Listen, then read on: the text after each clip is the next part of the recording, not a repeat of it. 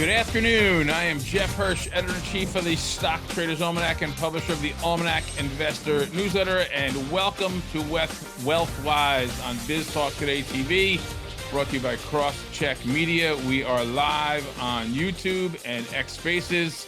For my latest picks and analysis, go to StockTradersAlmanac.com and click on log in the upper right corner up there, and there'll be a link for a free trial. Today, my friend Mish Schneider joins me. But first, here's a little bit what's on my radar. Russell 2000 was looking at an intraday high midday, but didn't make it. It is the closest it's been to the November 24 and November 21. Ironically, those are Novembers. We can talk about that. We didn't get there, though. If it does confirm and go through, that'll be bullish. If not, Mish and I'll talk about a potential double top and other things.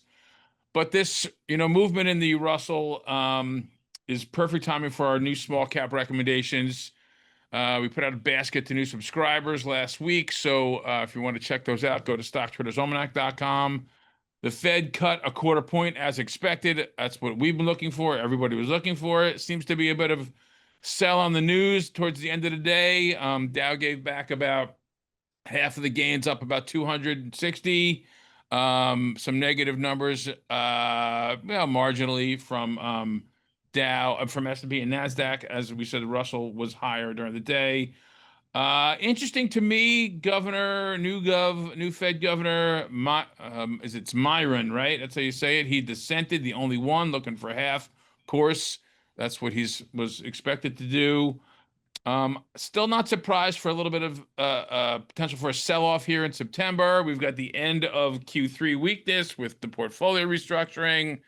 Leads into the October 31st mutual fund deadline that we've talked about. And it's also triple witching September, one of the weakest of them. The Friday, triple witching Friday, expiration Friday, in a couple days, is down 12 of the last 13 for the S&P.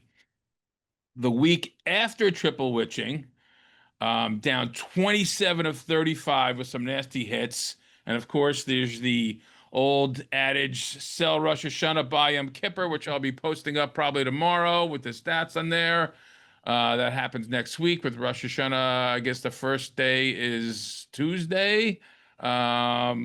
Mish is nodding for me there. Yes, so Shana Tova to all of my Lancemen out there. And also the 2026 Stock Traders Almanac is here. You may have seen me post on it while we're at a Future Proof, 59th edition, same age as me.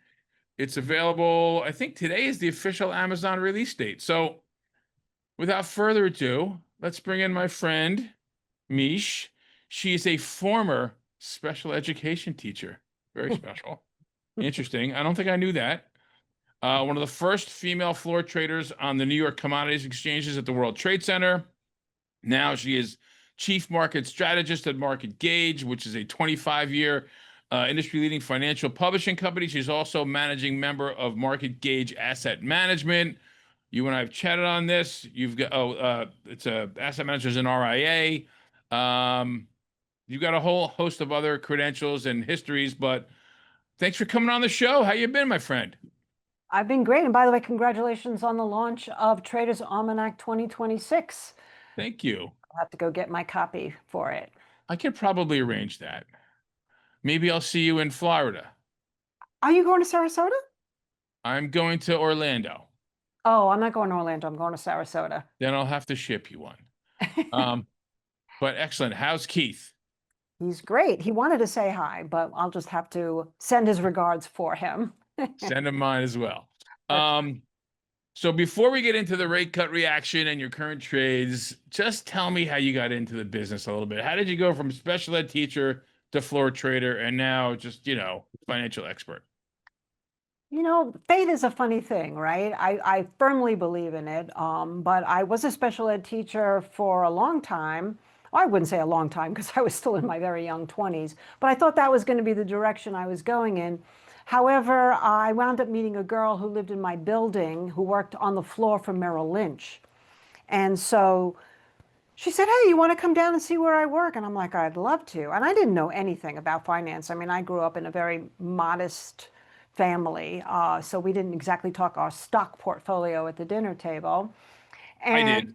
you did, right? Of course, because your dad is famous. My dad was a mailman, um, famous mailman Good job. Good amongst. work. Yeah, really, really. So I went down there with her, and I just like my brain exploded because I knew this is where I needed to be.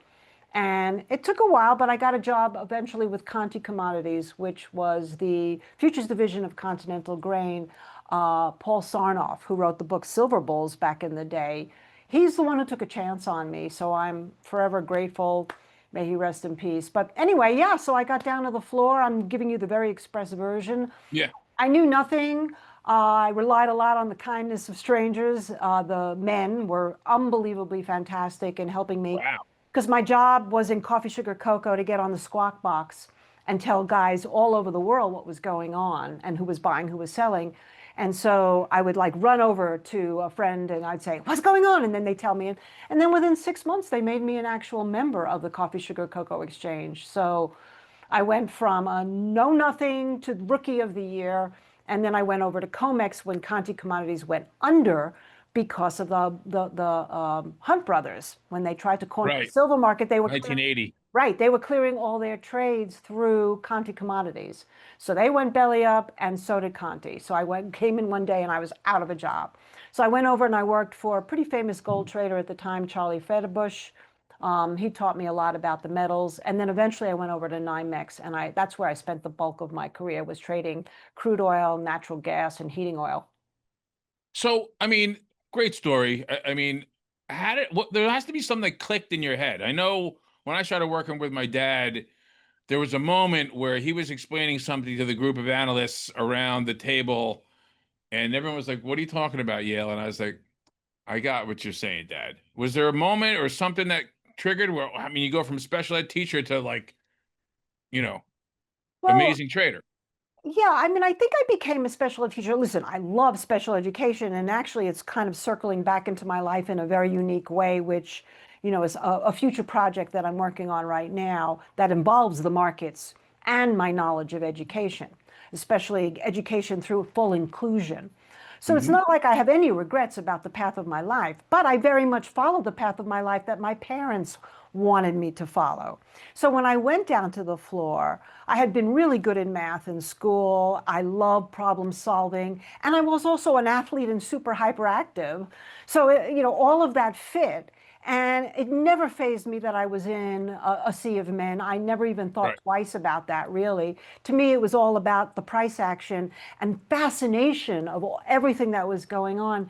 So it totally engaged me right from the get-go. And then I started learning about point and figure charts. And I learned from some of the best chartists in the world. I mean, those guys Yeah. down there were the guys back in the day, like Yeah. Paul Tudor Jones. And when I realized how well charting worked, especially for somebody like me who was physically smaller than, when things were going nuts, to be able to get in the pit and really compete with my voice, the charts actually gave me the clue when I'd see a breakout and I would jump in and then jump out. So it all kind of fit, and it raised me. I learned everything about the world. I had the pulse on everything that was going on with the Middle East at the time, and Russia and OPEC, and I mean, you name it, you Hmm. learn it, even though it So wasn't like we have now, social media at our fingertips. And I also loved being around all those men. Those men raised me. Let's put it that way. cool. Bunch of uncles and dads and stuff, right? Exactly. So you mentioned charts. You mentioned point and figure, which is an incredible art and science. So you consider yourself a technician? I mean, what's your process? Is it all technical, or are you looking at other? No, I'm very fortunate that I use the technical analysis and I happen to be really good at it. If I do say so myself, not to be Appreciate immodest appreciate the here. humility. Yeah, no, but I am. I took to it really well. Yeah. Those patterns spoke to me. But I also now, after all this time, and even including on the floor, I've been able to have an intuitive sense of how fundamentals are shifting. So sometimes I'm like, I'll make a statement, even now, all the time, people will say to me, how did you know that? How did you pick that bottom? Because I get a sense of the things that are shifting, both from a fundamental and from a psychological standpoint, obviously. But I don't buy that instrument until I see the actual signal on the chart. So I've kind of combined them both. I like that. So what are you sensing now? I mean, just gonna jump right into it. I mean, what's your spidey sense telling you? Well, I'm really keen on the energy space. I mean, we've already been involved, obviously, with certain aspects of it. I mean, solar has done a lot better than people thought it would. But Nuclear. I've been buying natural gas. I won't touch crude oil right now. It would have to do something a little bit more significant, chart Mhm. wise, like get through $68 a barrel in WTI. But I'm already long natural gas once it really looked like it was bottoming, and I was writing about it before it bottomed. Because let's face it, we need natural gas, and that's what we're hearing now The is original that clean energy, right? exactly. The clean energy is great, but you can hear a lot of producers now realizing that we're not quite ready to fuel AI, for example, in data Yeah. centers without what we have available here in the US. And we've got natural gas. What what's your vehicle for trading the natural gas? Well, I used to trade ong, but I've learned to hate ong. So now Because I of the contango and so now I trade Boyle, which is far more volatile. But actually, volatility doesn't bother me as much. So yeah, that's so where that's the BOIL ETF. BOIL ETF. Yeah. It's a little bit more active. It's a great day trading instrument. My goodness, if you're into that, but I'm not. So I have a position. If it breaks the recent lows, then I would be gone. But it looks like it's bottoming. And that supports the narrative of what I was saying from the fundamental side. So there you go. There's a perfect match. So what about the overall market? I mean, what's your outlook there? What are you sensing there? Are we going straight up for the rest of the year? We got a little pullback like I'm looking for, maybe. I mean, the seasonality for me is becoming a bullish indicator because bearish seasonality didn't happen. So Exactly. And Jeffrey, that's a really good point. We've talked about that here in the office, is that if the seasonality suggests bearish, like with gold, how many gold bears have come out because of the seasonality? And I'm scratching my head going, are you paying attention to all the reasons why gold's going up? So there's your fundamentals. And technically, this massive consolidation that we had that finally broke out of. yep. So it's the same thing with the market. I can't be bearish here. But my natural tendency is to always look for the weak links, right? Because, we climb that wall of worry. That's just the nature of the market. So Yep. am I terribly worried at this point? No. I do see potentials. One of the things that you and I were talking about before we began recording is regional banks, for example, because I remember 2023 in March, we had that flash crash when all of a sudden there was this huge credit debacle. And there are people, some pretty serious people like Ray Dalio, for example, who believes we're going to have some major credit default. Now, I'm not saying he's right or wrong, but what I'm saying is if you look at regional banks, KRE, it hasn't really participated in this rally the way, say, the S&P 500 has. And number two is it tested the 50-day moving average yesterday, bounced, but I would keep an eye on that because it collapsed before the rest of the market did in March, and it gave you a great opportunity to get out and wait for the dip to be over. So in that vein, also, we were talking a bit about the Russell 2000 attempt at a new all-time high today. I mentioned it in my preliminary remarks, and you were thinking maybe we're looking at a double top, and I made the point that we had made the ultimate closing high in November 21, almost touched it by about missed it by about 73 cents if memory serves. Um, for in November 24. Again, that whole November top thing is very seasonal for small caps for me. Um, but you're suggesting or thinking maybe if we don't make the new high, we got a double top situation and the small caps. I mean, there is a little seasonal push right now around Labor Day for small caps, but that's another story. Well, you're actually even suggesting it could be triple tops if we're looking back at Right. 2021. And so, I look at the market obviously tech and growth, that's, been on its own fumes, and that April low was a fantastic opportunity for so many of these stocks. We've seen semiconductors make new all-time highs, SMH, if you're looking at that. And so I always, when I start to see that rubber band stretch where growth is so outpacing the rest of the market, I start to get keen on what could stop the train of the semiconductors or what's going to bring the rest of the market up. And today was a very pivotal day because a lot of very serious analysts and people who run billions of dollars all said the same thing. A rate cut's going to be great for small and mid caps. Now, small and mid caps have done great to this point in anticipation of rate cuts. And that's been a really great place to be this year, is in some of these high earning small and mid cap stocks. But now that the rate cut happened, and now that we saw more duplicitous talk from Powell today, well, maybe this and maybe that, maybe inflation, maybe bad labor, maybe this was just risk management, maybe we need to do more. It was like, wow, the market doesn't really know. We go to the charts, right? So if the small caps do not break out of this area that we saw of the high today with any kind of volume, and we see the regional banks turn down, or retail starts to turn down, or transportation, which also hasn't participated, turns down, any of those things, or yields, which started to climb back up, go back up on the face of a rate cut, then I would say I would look to see where would IWM to me mean triple or double top. And I think if it breaks down now under, let's say, around 230, that might be an indicator. And I'm just doing this without looking at a chart right now off my memory. So you mentioned the transports. To me, the relationship between different indexes, it just it invokes the Dow theory type mentality where you have a utility transport confirming industrial or a small cap. We like to compare NASDAQ, S&P, and Dow to, sort of that kind of multi, index relationship. Maybe the Russell's like that. So, I'm pretty bullish. My best case scenario is in play. Concerned here for this swirling end of Q3 October period. But the thing about the small caps that everyone's talking about, they're talking about it when the 200 basis points are cut, small caps outpace large caps by 10%. They're talking about 7 times since 1980, where 6 of them are up. 7's not a big statistical set for me, and a bunch of them you have just the small caps going down less.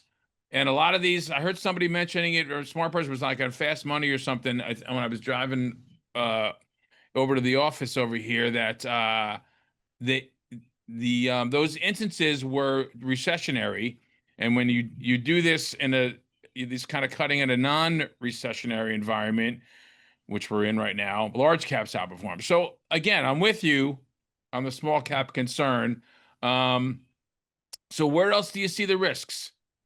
Well, one of the biggest risks, and although I keep having the same conversation with people over and over, is that inflation goes out of control. And a lot of people think that we are heading into a hyperinflation environment like the 1970s. But I like to bring it down to what I call the trifecta of inflation.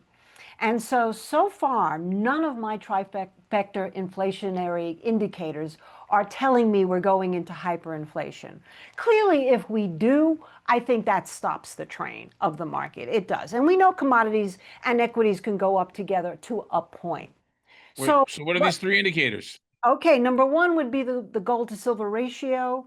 And even though it's come way off from the highs with gold outperforming silver not nearly as much as it was a few months ago, it still hasn't broken down where silver, the 80 is about the number that people like to look on the ratio. If silver starts to go under 80 in terms of its performance to gold, that's inflationary. Where it's 80% of the gold's performance. Exactly. And right now with silver at over 42, in and of itself, that looks pretty strong.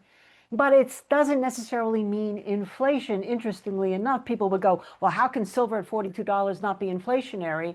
It doesn't mean that we're not seeing a stagflation potential, but hyperinflation is something else. Number 2 indicator would be the dollar. So what's so interesting is even I have been so negative on the dollar. However, I just looked at the chart today because the dollar bounced after the Fed meeting. Mhm. April, and now in August, we made the same low within a few cents, just like we'd made the same high in the Russells, but Russell. within a few cents in the dollar. Is this a giant double bottom? I wouldn't rule that out. If it is, what does that mean for the market? Generally not great, although that may not be a factor. Certainly it means that our debt becomes more expensive because we want the dollar to be weaker in a certain area till it's a slippery slope. But it also means that this hyperinflation is probably not going to happen. And then the third thing, interestingly enough, is something I learned on the floor a million years ago, and that was to watch sugar.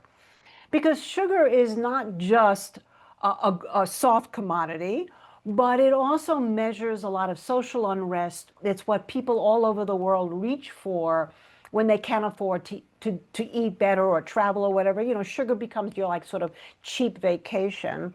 And even though there's been so much bad press about sugar, it still applies. And sugar has been stronger than it was, let's say, pre-COVID, certainly a lot stronger, but it hasn't really been able to get back over 17 cents a pound. It's back. In fact, it was down again today. So any of those three factors could flip, but right now, I'm not so concerned about the hyperinflation.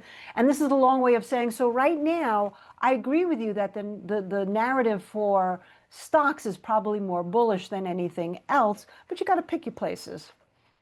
Yeah, my place I'm picking for concern is next year, midterm election year, when I think the tariffs will start to impact inflation or potentially could.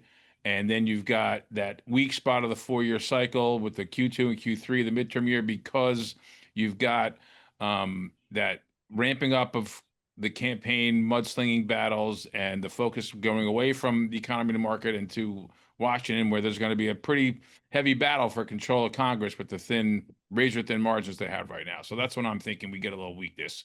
Well, that's possible. Actually, I was on Malaysia radio last night, and I always love to hear the questions they ask me because I try not to get into the political arena at all. But one of the questions they asked me was, did I think that politics are going to impact the market? But they were talking specifically about the shutdown that could now potentially happen in the government.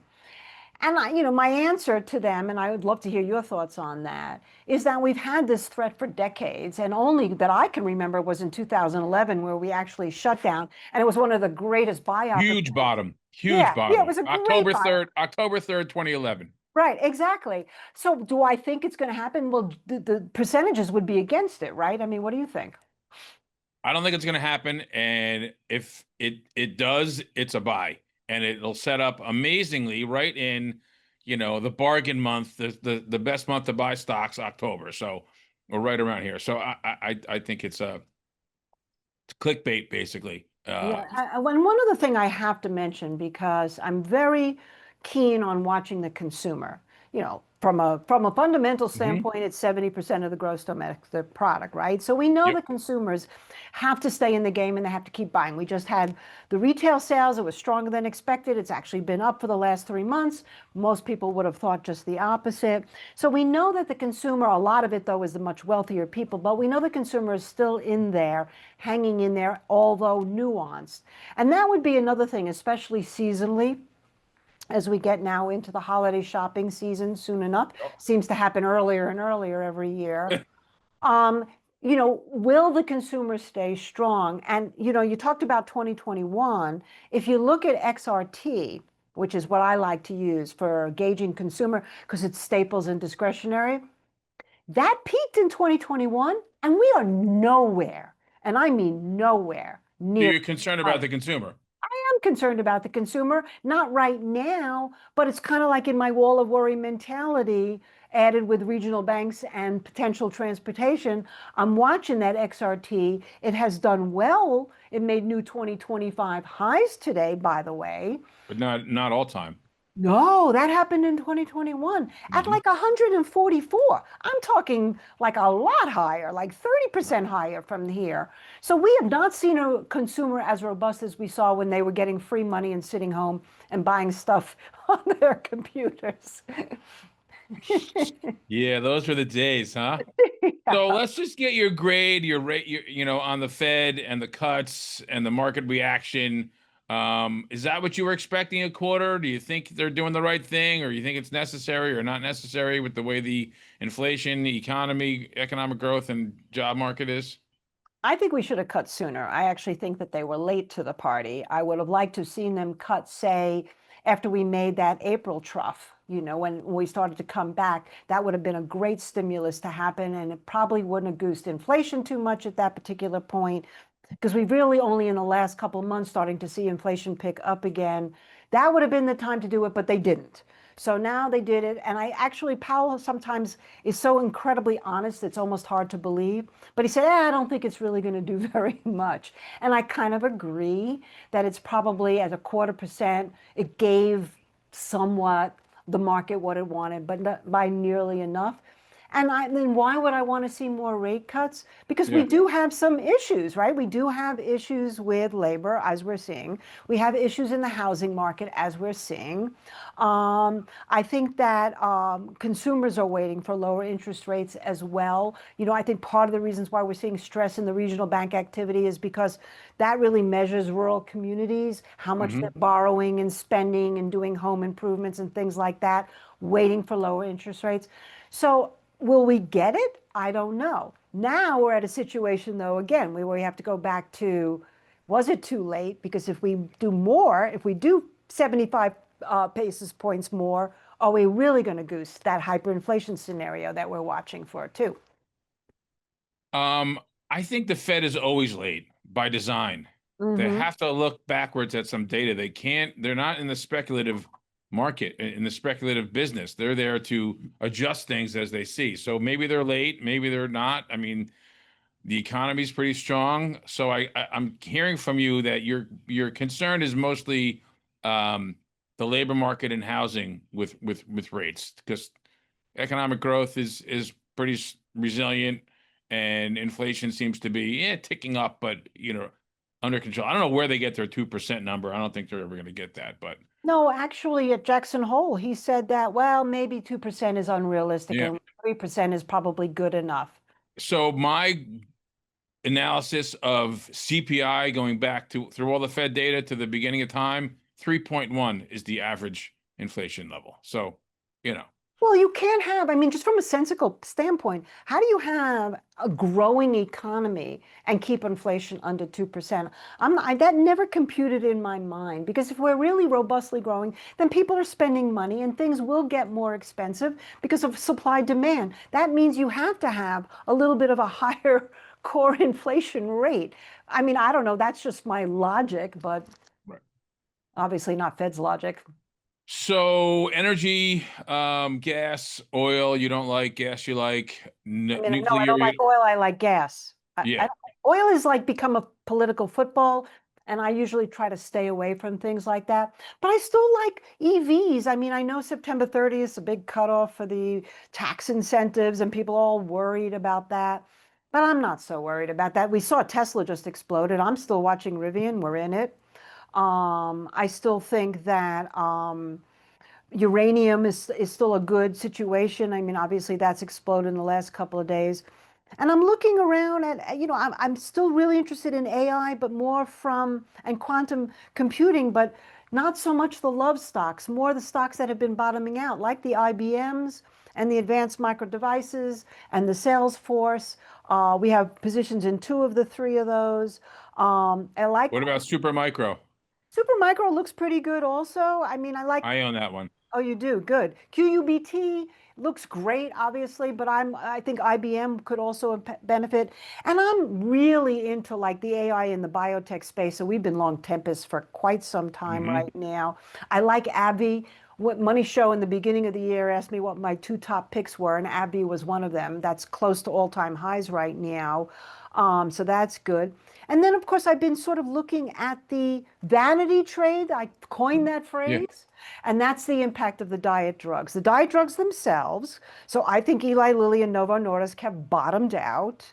And I like what people are doing with now that they are thinner, what they're buying, what they're looking at to buy. So I've liked Elf and Ulta and now Kohl's because it has Sephora and Stitch Fix. Stitch Fix has come from the dead.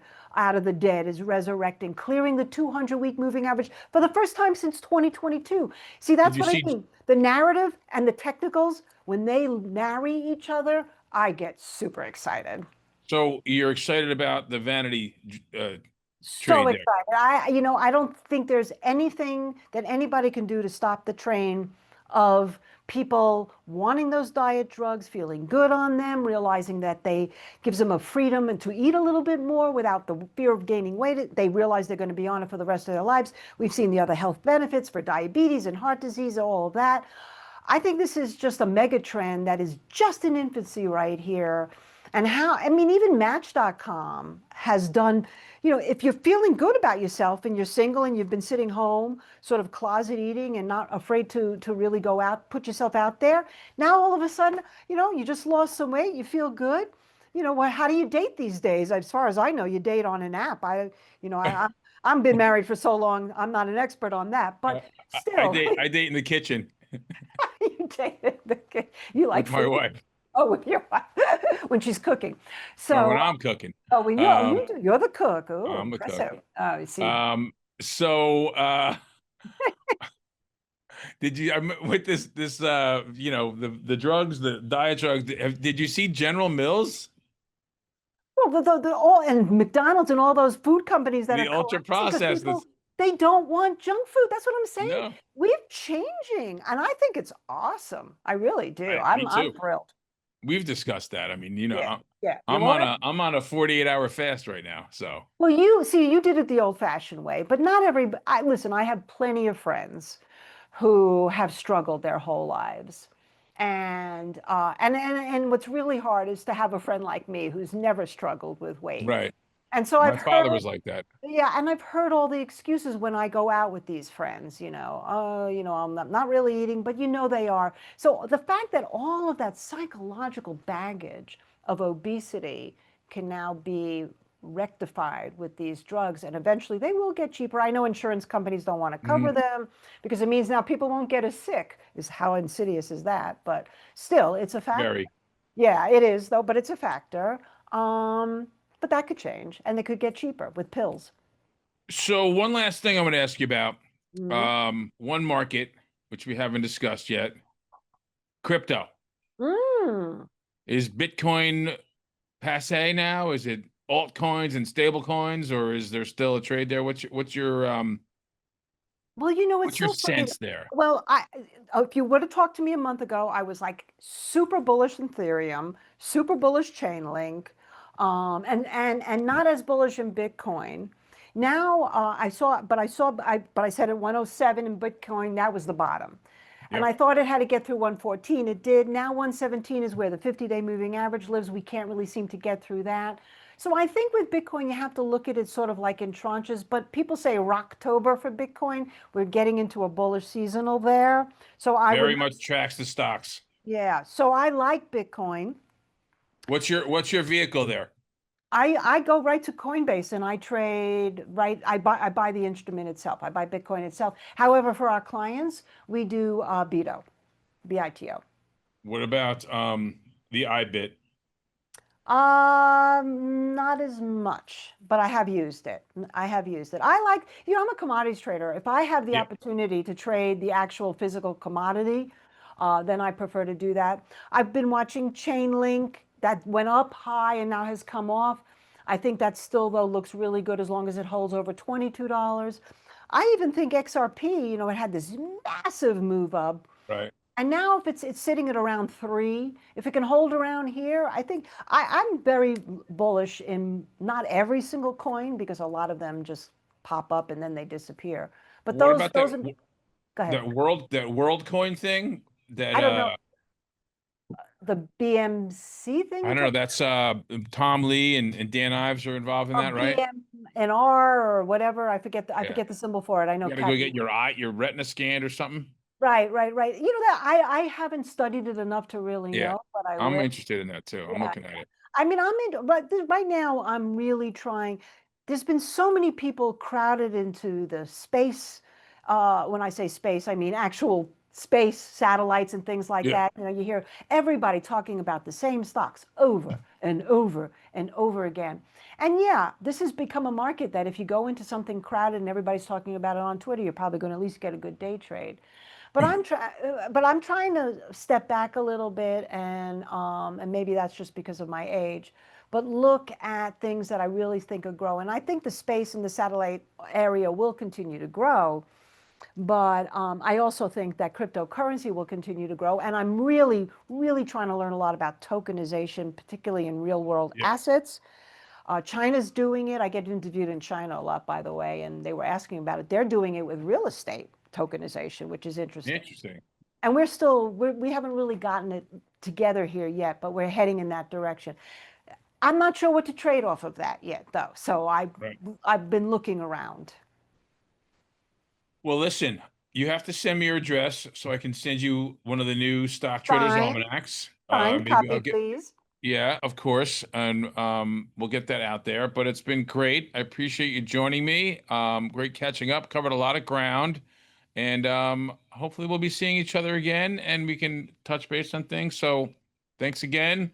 Thanks everyone for tuning in. Again, I'm Jeff Hirsch, and this is WealthWise on Biz Talk Today TV, brought to you by Crosscheck Media. And if you want to find out more about me and what I'm looking at, go to stocktradersalmanac.com. Check out the new almanac. You can just Google it and come see my new stock basket in the newsletter we just put out last week. So thanks, everybody. Have a great day. Thank you, Jeff.